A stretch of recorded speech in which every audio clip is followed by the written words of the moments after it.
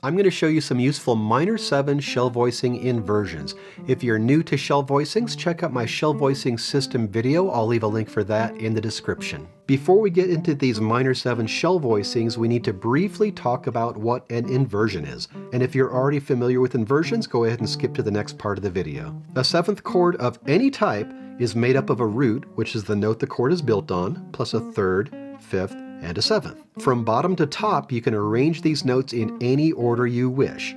If the lowest note is the root, the chord is in root position. If the lowest note is the 3rd, the chord is in 1st inversion. If the lowest note is the 5th, the chord is in 2nd inversion. And if the lowest note is the 7th, the chord is in 3rd inversion. All the chords that I show you in my shell voicing system video are in root position, which is mostly what you'll play, especially if the guitar is the only accompanying instrument. That being said, shell voicing inversions are very useful as passing chords, and you can use them to fill out the harmony if you're playing with a bass player who is mostly going to be playing the roots. The 1st and 2nd inversions tend to be the most practical, so that's what we're going to look at.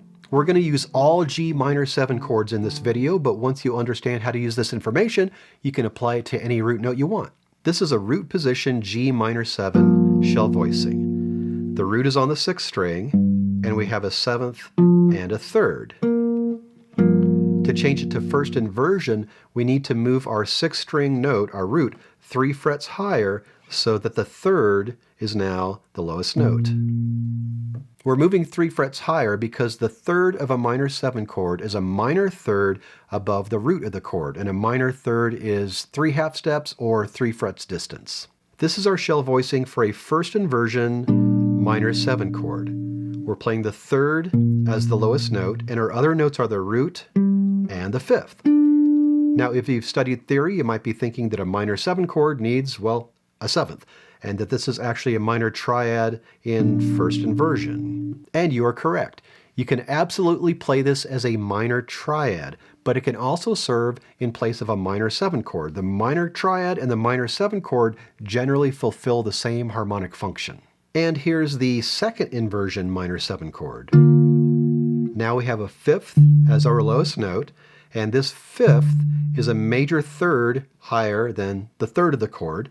So we're going to play this 4 half steps, 1, 2, 3, 4, or 4 frets higher than the 3rd of the chord. And this shell voicing includes the 5th, 3rd, and 7th. So this is a rootless voicing. I've included the root in the diagram for reference, but we're not going to play that root in this shell voicing. If you've studied shell voicings, you may already know this minor 7 shell voicing with the root on the 5th string. Now the 2nd inversion shell voicing, it's the same chord, we're just taking the root out and playing the 5th as our lowest note instead. The best way to practice these inversions is to play them in chord progression, so we're going to do that right now. You're going to see some root position shell voicings as well. I cover root position shell voicings in another video, but I'll include diagrams so you can play the progressions.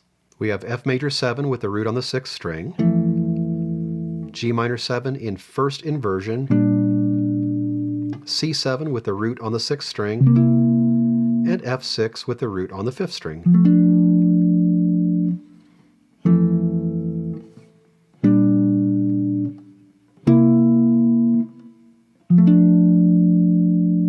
Same progression, but now we're going to play our F major 7 with the root on the 5th string, and we're going to play our G minor 7 in 2nd inversion.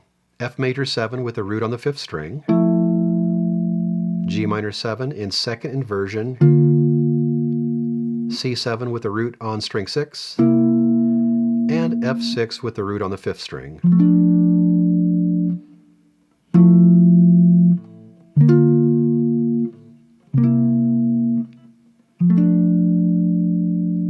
To play shell voicings, you need to at least know the names of the notes on strings 5 and 6. I've got a couple of videos that can help with that. I'll leave links in the description.